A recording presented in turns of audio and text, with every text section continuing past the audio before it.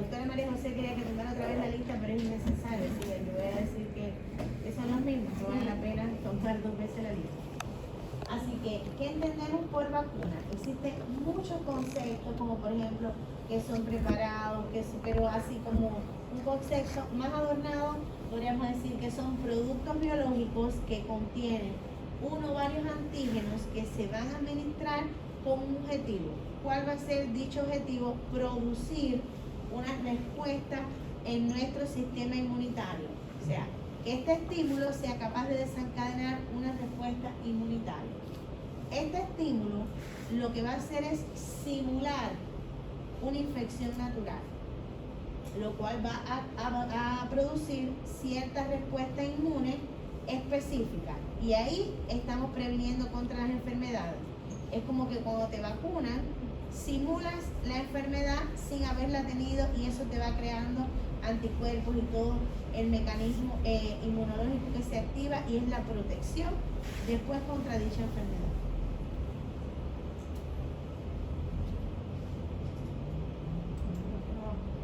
Haciendo un poco de historia, que obviamente esto nadie se los va a preguntar, pero es como un poco de cultura general, se habla que la primera vacuna ocurrió en el 1796 y fue por Edward Jenner, que era un británico, el cual empezó a observar que las mujeres que ordeñaban vaca, como adquirían la viruela bovina, no desarrollaban la viruela humana.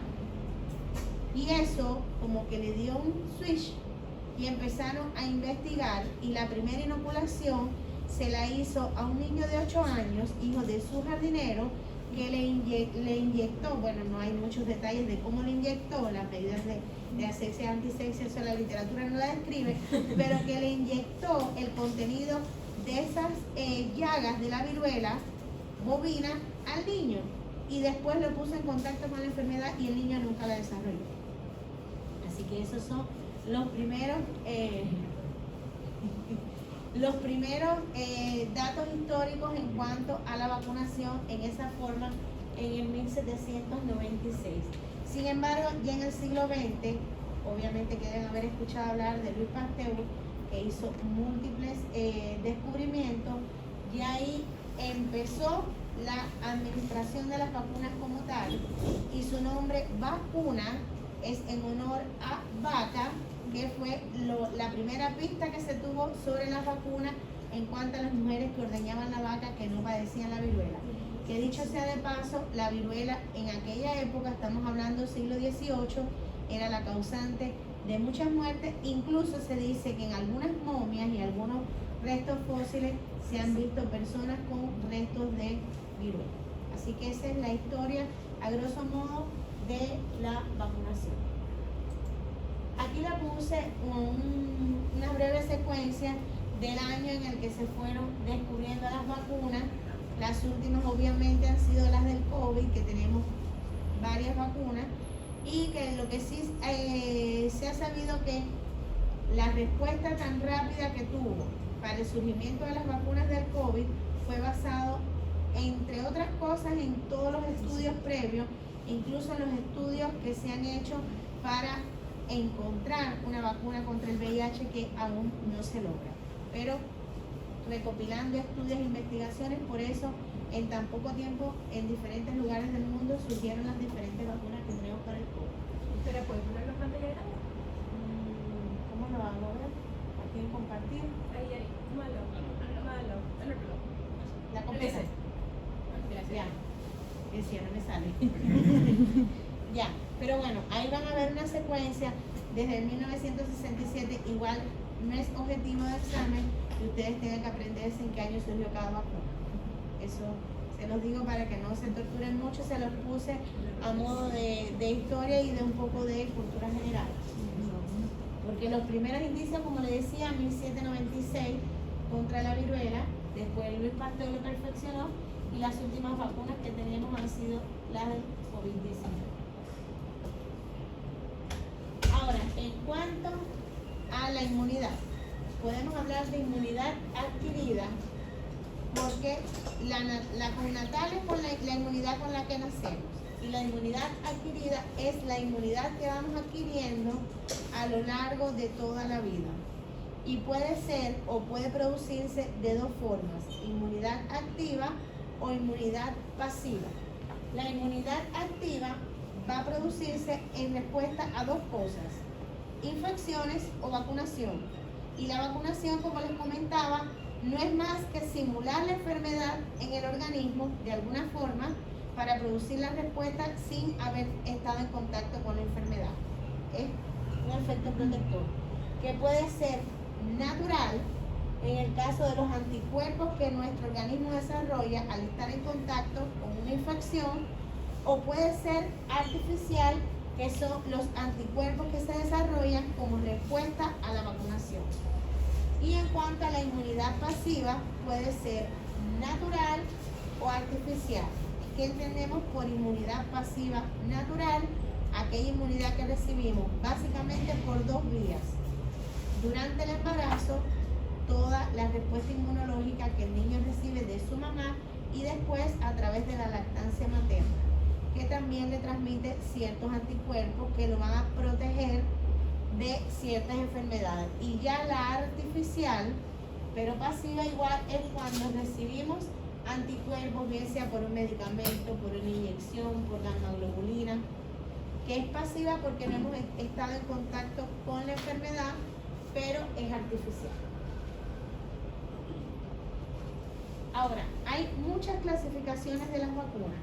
Ahí las vamos a ver. Están vacunas que se clasifican desde el punto de vista microbiológico, formado por vacunas bacterianas, o sea, el componente es tomado de una bacteria o puede ser tomado también de un virus, que serían las vacunas víricas. También, según la tecnología con la cual se fabrican estas vacunas, pueden ser vacunas atenuadas, pueden ser inactivas, recombinantes o sintéticas. Las atenuadas, el organismo ha perdido completamente su virulencia por tomas que se han hecho y siembras que se hacen en medio de cultivo. O sea, tienen la capacidad antigénica porque son microorganismos vivos, pero digamos que han perdido su virulencia como tal, por eso se dice que son atenuadas. En el caso de las inactivas, se produce con este mismo, ya sea bacteria o virus, pero el microorganismo está muerto. Y todo se obtiene, la fuente, digamos, de la vacuna, bien sea de su capa externa, de lo que sea, se produce o se obtiene también con productos químicos como formol, con calor. Las recombinantes van a tomar una parte específica del germen, bien diga porque clonan su germen, sus genes, o porque hacen copia de su información genética y las codifican específicas en una célula de este mismo huésped. Y las sintéticas se van a producir a partir de polisacáridos que van a copiar la secuencia primaria de los aminoácidos que existen en estas bacterias. O sea, pueden ser atenuadas, que son microorganismos vivos, pero que han perdido parte de su virulencia, inactivos, que ya están muertas, pero que han copiado mediante productos químicos parte de esta información, recombinantes por la clonación de los genes que codifican las proteínas, y las sintéticas, que son las que fabrica el hombre completamente, la secuencia de aminoácidos. Las vacunas vivas atenuadas. Como dice el nombre, el germen activo o el agente activo está vivo. Pero la ventaja que tiene es que como el germen son las vacunas vivas atenuadas, como el agente está vivo, la respuesta inmunológica es sólida y duradera. Requieren muy pocas dosis, la mayoría de las veces es una sola dosis, y la protección es larga, o sea, tiene una larga duración. Pero pueden transmitir la infección a personas no vacunadas, que es una de las desventajas, por decir, de algún de este método porque las personas que no están vacunadas se pueden contagiar. Se puede administrar tanto por vía oral como por vía parenteral. Tiene interferencia de los anticuerpos circulantes. Hay cierta dificultad a la hora de su fabricación y hay cierta posibilidad de reversión de esta cepa virulenta.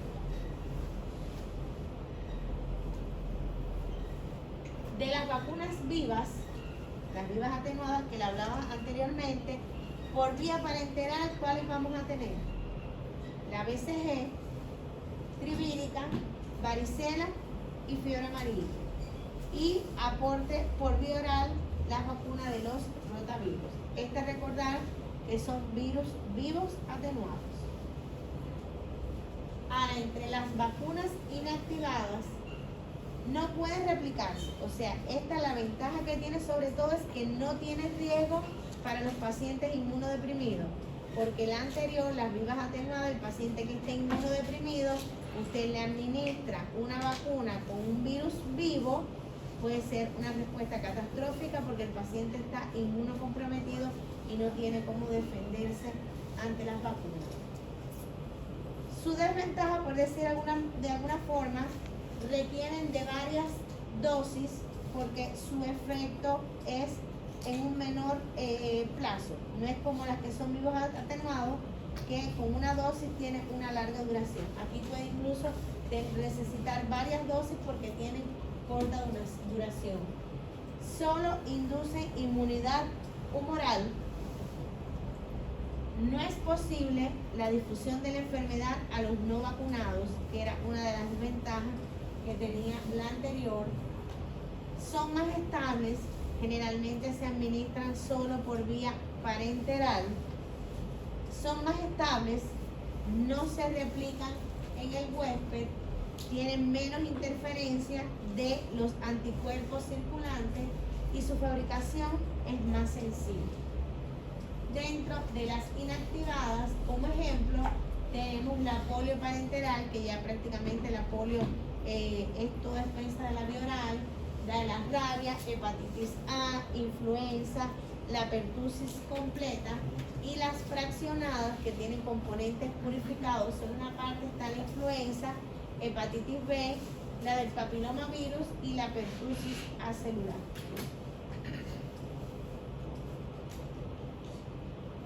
Según su composición, que es otra de las clasificaciones, pueden ser monovalentes, polivalentes o pueden ser también combinadas. En el caso de las monovalentes, como su nombre lo indica, contiene solo un serogrupo o un serotipo del microorganismo. Por ejemplo, en el caso de la vacuna contra el meningococo, serogrupo C. Es específico para eso. A eso se refiere. Ahora, cuando son polivalentes, quiere decir que tienen distintos tipos antigénicos de una misma especie. Por ejemplo, la antineumocóxica. Y las combinadas, hay, como se lo dice su nombre, hay una asociación de varios elementos. Por ejemplo, la vacuna triple vírica, que cubre para 3 gérmenes, hay una combinación de estos en una sola aplicación. Y se administra también para sarampión, rubiola, parotiditis. O sea, la combinada trata de unir la protección para varias enfermedades. Igual esto es para que ustedes sepan, porque nadie, o no debe ser pregunta de examen que le pongan, dígame tal vacuna, ¿cómo se clasifica? No es la idea. Pequeño estudio. Clasificación según el uso sanitario. Tenemos vacunas programadas, que son las vacunas que generalmente hay un interés comunitario en que se cumpla su esquema, que generalmente son las que aparecen en el calendario de vacunación, que varían de país a otro. O sea, básicamente es la misma, excepto algunas variedades, pero que lo importante es que la mayor parte de la población las cumpla para ir obteniendo la inmunidad.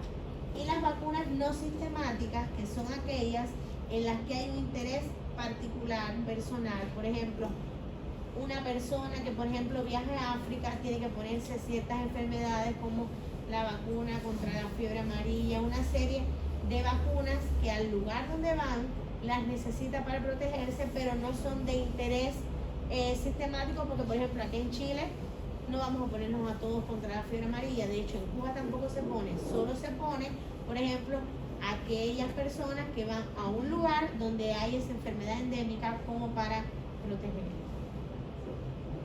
O cuando aparecen brotes esporádicos, que ahí también es necesario producir cierta inmunidad.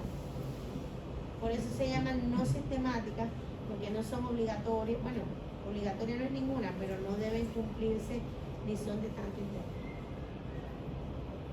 Ahora, hay ciertos conceptos para que puedan entender este tema de las vacunas adyuvantes. ¿Qué van a hacer los ayudantes? Bueno, van a ser ciertas sustancias que van a formar parte de la vacuna, pero que no van a ser específicamente la información genética ni del virus vivo, ni del muerto, ni del, o sea, del germen muerto, ni una copia de esa información genética. Sin embargo, van a ayudar a estimular la respuesta inmune en la persona que la recibe, haciendo que requiera menos antígenos. O sea, adyuvantes ayudan a estimular la respuesta inmune sin requerir, o requiriendo menos antígenos. Hay una serie de ejemplos, por ejemplo, las emulsiones con las microesferas, las sales de aluminio, los liposomas. Preservantes, como su nombre lo indica, ayudan a preservar, a mantener, a conservar las vacunas porque le dan mayor estabilidad y esterilidad al preparado. La más conocida es el tiomersal o timerosal, que se usa para evitar la contaminación.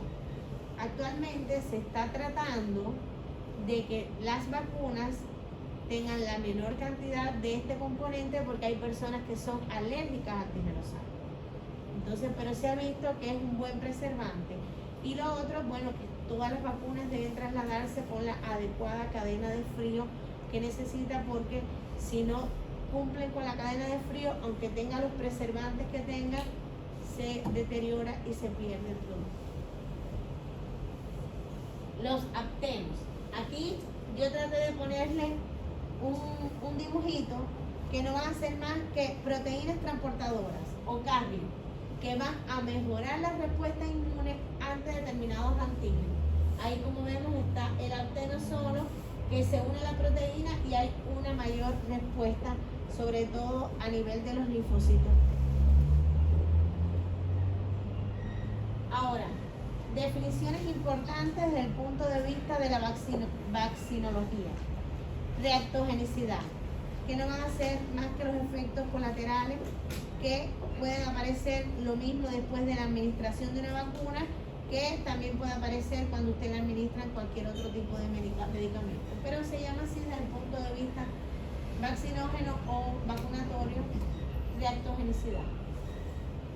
Manifestaciones clínicas, bueno, por supuesto que las parenterales es típico el dolor, el eritema, la induración, el aumento de color, el enrojecimiento, así que son lo que se describe como más frecuente en las vacunas. Los efectos indeseables más frecuentes son los locales, pero también se ha visto que pueden provocar fiebre, que pueden provocar cefalea, que pueden provocar molestias gastrointestinales. En el caso de la fiebre se ve más bien en los lactantes, que muchas veces cuando los vacunan se les dice a la mamá que el niño puede presentar fiebre. Y también por eso se dice cuando nos vacunamos que tratemos de estar hidratados, tomando mucho líquido, que eso puede ayudar a disminuir la posible cefalea. Importante la seguridad que tenga la vacuna, que generalmente es cuando ya una vacuna sale al mercado es porque ha pasado por determinados estudios y varias pruebas que hace o que sea segura. La reactogenicidad aceptable son los efectos colaterales que sean aceptables. Quiere decir que las vacunas no deben tener muchos efectos indeseables más allá que los normales per se que ya habíamos mencionado. Porque si la vacuna va a provocar más síntomas que si no nos enfermáramos, pues ahí como que se pierde un poco la efectividad. que no tenga efectos adversos serios, que más o menos es como redundar en lo mismo, que la respuesta sea la esperada tanto desde el punto de vista humoral como celular y que se mantenga estable, que mantenga los mismos componentes a menos que se viole la cadena de frío o algo, pero que incluso las vacunas que lo veíamos con el COVID, venían muchas de China, venían de otros lugares y manteniendo una adecuada cadena de frío no se deterioraban, o sea, son vacunas que están con la conservación y la estabilidad adecuada, si no, no pueden validarse. Porque cabe destacar que antes de que salga una vacuna al mercado, tiene que someterse a determinadas pruebas y ser analizada por varios expertos antes de salir al mercado. Ahora, ¿cuál es la eficacia de una vacuna? ¿Cuándo sabemos si una vacuna realmente es eficaz? Primero, cuando es capaz de protegernos con la enfermedad, que es su principal objetivo, protegernos de la enfermedad. Segundo, su efectividad, que realmente sea eficaz en la población en condiciones reales, porque una cosa puede ser la vacuna cuando se prueba a nivel de laboratorio, que generalmente se empieza a probar con animales, a ya probado en los humanos. Por eso siempre hay una etapa de prueba antes de que la vacuna se haga, digamos, oficial, por decirlo de alguna forma. Pero lo importante es que sea eficaz, que sea efectiva y que sea eficiente. O sea, que al valorar la relación costo-beneficio, digamos que valga la pena. Porque si es una vacuna extremadamente cara, que no va a proteger a la población, no vale la pena invertir en eso. Entonces, bueno, tienen su costo porque, de hecho, Chile considero que tiene la salud pública bastante desarrollada y sin embargo no se llegó a patentar ninguna vacuna, pero sin embargo se hicieron todos los esfuerzos, por ejemplo con la del COVID se compraron a otros lugares porque era mejor invertir y comprar las vacunas del COVID a tener la población toda enferma con las muertes y todo lo que acarreaba. Entonces a esto se refiere con el riesgo costo-beneficio. ¿Impacto o beneficio de la vacunación? Bueno, pues realmente erradicar la enfermedad. Ese es su principal objetivo. En el caso de la vacuna del COVID, que es la más reciente, digamos que no ha erradicado la enfermedad, pero sí ha disminuido la morbimortalidad. Eso sí ha quedado demostrado. Y eso es lo que pasa con muchas vacunas. Hay vacunas que se han erradicado la enfermedad por completo, como ha ocurrido, por ejemplo, en el caso de la vacuna, pero hay de la viruela, perdón, pero sí hay vacunas que, por ejemplo, como esta del COVID, que disminuye la enfermedad. Está también la vacuna contra el papiloma, que no, o sea, ya cuando usted es adulto y contrajo el virus, no le va a hacer nada, pero acá, por ejemplo, en Chile, que se está poniendo desde la edad escolar, se está poniendo con el objetivo de eliminar la enfermedad o disminuir el impacto que tiene a nivel de la sociedad. Evitar muerte, que es otro de lo que también hemos visto. Si no erradica la enfermedad, por lo menos disminuir las muertes, evitar las posibles secuelas, sobre todo en enfermedades como por ejemplo la meningitis, que el daño que deja en los niños una meningitis, todas las secuelas desde un punto de vista neurológico, se ha logrado con las vacunas, lograr una mejor calidad de vida porque evidentemente al estar la población protegida y no sufrir las enfermedades o sufrirlas con una menor discapacidad, mejora la calidad de vida y por supuesto también disminuir costos económicos. Contraindicaciones de las vacunas. No debemos vacunar a alguien que esté cursando con un proceso febril. No es lo mismo que a un niño le pongan una vacuna y como respuesta el niño tenga fiebre, a que usted vacune a un niño durante un pic febril. No es recomendable. Siempre incluso se recomienda que deben después vacunarse sin ninguna infección activa y sin ningún proceso febril. De hecho, por ejemplo, usted le pone las sinajes, por ejemplo, la vacuna contra el sincitial a un recién nacido y a las 48-72 horas le hace un examen y la PCR está alterada. producto de la misma respuesta inmunológica que desarrolla el organismo. Entonces, lo ideal es que las personas, cuando vayan a vacunarse, no tengan ningún cuadro infeccioso activo, ni fiebre tampoco. En el caso de los pacientes inmunodeprimidos, las vacunas vivas no deben ponerse, por lo que hablábamos anteriormente.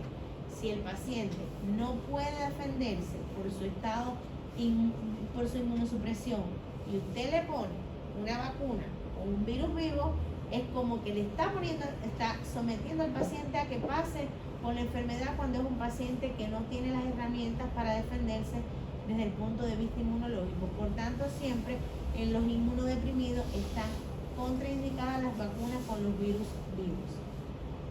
En el embarazo están contraindicadas todas las vacunas con virus vivos. Están contraindicadas porque es como si estuviese sometiendo al feto a que sufra la enfermedad y puede tener consecuencias teratogénicas. En los casos de las alergias severas, aquellos pacientes que tienen un historial de alergias severas, recordar que hay vacunas que se le ponen ingredientes como el tiomersal, y si el paciente es alérgico y le estamos poniendo la vacuna, podemos desencadenar en él respuestas alérgicas que incluso puede llegar a la anafilaxia y comprometer su hemodinamia, su estado de vida, el paciente llegar a hacer un paro desde el punto de vista respiratorio. Entonces tampoco es la idea. O cuando el paciente ya tiene antecedentes, por ejemplo, no solo el timerosal, hay pacientes que tienen alergia, o tiene historial de alergia al huevo, que hay que tener cierto ojo con determinadas vacunas, y son pacientes que hay que fiscalizar un poco más. Bueno, lo decía abajo, en el caso del sarampión, la influenza, los pacientes que tienen historia, que un mínimo por ciento de la población tienen anafilaxia al huevo, pero está descrito. Entonces, estos pacientes, ojo, no deben ponerse ni la vacuna de sarampión ni de la influenza. Aquí está el calendario de vacunación que deben cumplir. Este es el que está actualmente en boga. Destacar, por ejemplo, en la etapa neonatal, obligatorio. Los niños deben egresar con su BCG puesta, que como se sabe es para prevenir la tuberculosis, y está desde hace unos años que se pone la hepatitis B. A mí me llamaba mucho la atención cuando yo llegué aquí a Chile en el 2015, no se ponía la hepatitis B, y nosotros en Cuba se ponía. Incluso en el esquema de la hepatitis B, que no le voy a indagar mucho en el tema para no crear la duda, hay un esquema diferente si la mamá es portadora de hepatitis B, porque no es lo mismo el esquema. Por ejemplo, el niño que la mamá no tiene ningún antecedente de hepatitis B, el niño se pone la vacuna antes de irse de alta. Generalmente egresan acá con 40 horas porque se toma el PCO las 40 horas y después de las 40 horas se pueden ir. Pero en el hijo de madre portadora de hepatitis B, la vacuna hay que poner en las primeras 24 horas, preferiblemente en las primeras 12 horas, para que sea más efectiva y requiere más dosis que la que puede llevar un niño que su mamá no es portadora de hepatitis B. Solo para que lo conozcan, porque es un pequeño detalle y un exquisitez. Pero ya sí, desde el año 2019 comenzó a incorporarse en el esquema de vacunación de Chile, lo cual protege y da mayor seguridad a los niños. La hepatitis B no está contraindicada ni con la gravedad del paciente. ¿A qué me refiero? Que cuando se incorporó la vacuna, como fue algo relativamente nuevo que se insertó en el sistema de vacunación, por ejemplo, en la sala de neonatología había cierto temor a los recién nacidos extremos de ponerle la vacuna de la hepatitis B. No importa, no se contraindica. A diferencia de la BCG, que se pone cuando el niño alcanza los 2 kilos. Y es la otra salvedad que deben saber. Niño que nace a término, obviamente, que generalmente pesa más de 2 kilos, ahí se va con su BCG. Pero en el caso de los pretérminos, la BCG no se pone hasta que no alcanzan los 2 kilos de peso. Y la BCG se trata de tener varios niños, por eso se pone, entre otras cosas, al nacimiento, porque con un frasco hay que vacunar a varios niños. Entonces, es un desperdicio abrir un frasco para 1 o 2 niños. Ahora, a los 2, a los 4 y a los 6 meses, ustedes deben saber qué vacuna le corresponde a los niñitos. Quizás en esto nos vamos a detener un poco más. Acá, la hexavalente. Hexa, como su nombre lo dice, protege contra 6 enfermedades: la hepatitis B, la difteria, tétano, tos convulsiva, las infecciones por Haemophilus influenzae y la poliomielitis. Que el Haemophilus, como vimos en conferencias anteriores, se ha disminuido con estas vacunas mucho, sobre todo la incidencia de la meningitis por el Haemophilus. Así que, espectacular. Y la neumocóxica conjugada, que va a ser solo para los prematuros. Ahí viene la salvedad. Y es para evitar las infecciones por estreptococo neumoniano. Pero esta, así, la neumocóxica conjugada se pone solo a los prematuros, poniéndole un refuerzo extra. A los 12 meses vamos a tener la primera dosis de la trivírica, que ahí su nombre lo dice, el virus, y es para la rubiola, sarampión y la parotiditis.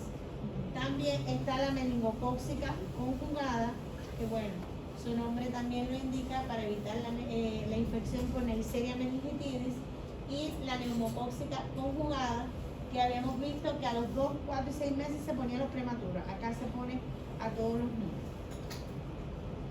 A los 18 meses se pone otra dosis de la hexavalente para reforzar la inmunidad, y ahí vamos viendo el periodo que hay entre una vacuna y otra. La hepatitis A, su nombre lo indica, aunque aquí en Chile destacar que para la zona de Arica, Antofagasta y todo eso, como hay mayor descripción de casos de hepatitis A, inicialmente se ponía en esa zona, pero después se difundió. Se agregó desde el año 2020 la vacuna de la varicela, que se pone su primera dosis a los 18 meses, y la fiebre amarilla, que puede ser opcional. Se administra de forma obligatoria solo en la isla de Pascua. ¿Saben por qué? Porque la fiebre amarilla se transmite por el Aedes aegypti, que es un mosquito que, dicho sea de paso, con mucho orgullo, lo describió un cubano que vivía en la misma ciudad en que vivía yo. ¿Qué ciudad? Camagüey. Finlay fue el que describió el agente transmisor de la fiebre amarilla. La gente dice Carlos J. Finlay, pero su nombre era Carlos Juan Finlay. Trataron por muchos años de quitarle el mérito, pero después se descubrió. ¿Y por qué Isla de Pascua? Porque generalmente en el resto de Chile no hay mosquitos, entonces no hay posibilidad de la transmisión. Sin embargo, en Isla de Pascua se pone para prevenir la aparición de la fiebre amarilla. En cuanto a la varicela, les decía que hasta hace unos 2 años era, digamos que opcional, no estaba incluida en el programa de vacunación, pero se ha visto que ya al ponerla desde los 18 meses, porque a veces a los niños se la ponían ya más avanzada de edad, y muchas veces se ha visto que ya desde el jardín hay niños que contraen la varicela. Entonces, incluso pueden tener complicaciones desde el punto de vista neurológico, una varicela complicada, así que por eso partió desde los 18 meses, lo cual es muy positivo. Ahora bien, de ahí saltamos a los 36 meses, los 3 años, que ya ahí sería la vacunación preescolar, que ahí vendría la segunda dosis de la varicela y una segunda dosis de la trivírica, que habíamos hablado que se ponía al año. PRS, papera, rubiola y sarampión. Después no toca más vacuna hasta primer grado o primero básico, con la DPT acelular, que es para la difteria, tétanos y la tos convulsiva. En cuarto básico, brillantemente, apareció la vacuna del virus del papiloma humano. que inicialmente en el 2019 se ponía solo a las niñitas para prevenir, sobre todo en la adultez, la incidencia de cáncer cervicuterino y que también disminuir la incidencia de condiloma. Pero en la medida que los estudios fueron avanzando se dieron cuenta que no era suficiente cubrir a las niñitas, porque los niñitos generalmente pues somos heterosexual o el que es homosexual, bueno, pues también tiene su riesgo de contagio y ahí brillantemente también están cubiertos los niñitos. Así que se reciben 2 dosis, una en 4º básico y la otra en 5º básico. De ahí seguimos a 8º básico con otra dosis de la DPT acelular, igual para la difteria, el tétanos y la tos convulsiva. Créanme que es importantísimo que se haya erradicado el tétano, porque prácticamente no existe el tétano. Yo he visto en mi vida una sola vez tétano neonatal y lo vi en Haití y es desastroso. El niño falleció, me lo llevaron ya casi premuerte y a las 4 o 6 horas incluso, aunque se hospitalizó y todo, el bebé falleció. Y ya en la vacunación del adulto, bueno, las embarazadas, recordar que desde las 28 semanas de gestación deben recibir una dosis de DPT acelular, lo mismo difteria, tos convulsiva y tétanos, y las personas mayores de 65 años deben recibir la neumocóxica polisacárida. Por supuesto, a raíz de la pandemia, bueno, pues surgió la vacunación contra el COVID, que sabemos que hemos recibido varias dosis y que tenemos que seguirla recibiendo, o al menos el que quiera seguirse movilizando. Encuentro que es muy bueno lo del pase de movilidad. Yo soy pro vacuna, pero igual ustedes en su vida de médico se pudieran encontrar con personas que estén en contra de las vacunas por distintas concepciones, porque creen que el niño va a ser autista, que se ha visto que muchos niños no han recibido vacunas y de todas formas son autistas. Entonces eso como que queda descartado. Pero no cabe duda que las vacunas disminuyen, como su beneficio lo decía, un gran % la morbimortalidad. Así que yo soy pro vacuna porque creo que un simple pinchazo puede proteger más a un hijo, y cuando ustedes tengan niños o tengan sobrinos o familia, nadie quiere que a su familiar le pase nada. Entonces una de las formas es la vacuna. De hecho, con este tema del COVID, antes que surgieran las vacunas para los niños o que se autorizara el uso en niños, los niños tenían que conformarse con la inmunización de rebaño, o sea que todos los adultos estuviésemos vacunados para tratar de proteger a los niños. Y aún así hay personas que aún no han cumplido todas las dosis de los niños, aun cuando ya los niños incluso mayores de 3 años se pueden vacunar. Eso es libertad de expresión, cada cual decide lo que hace con su vida, pero es innegable el efecto de las vacunas, así que yo los exhorto a que sean pro vacunas, porque es la forma de protegernos nosotros y a los seres que amamos. Gracias. Duda, esto es como más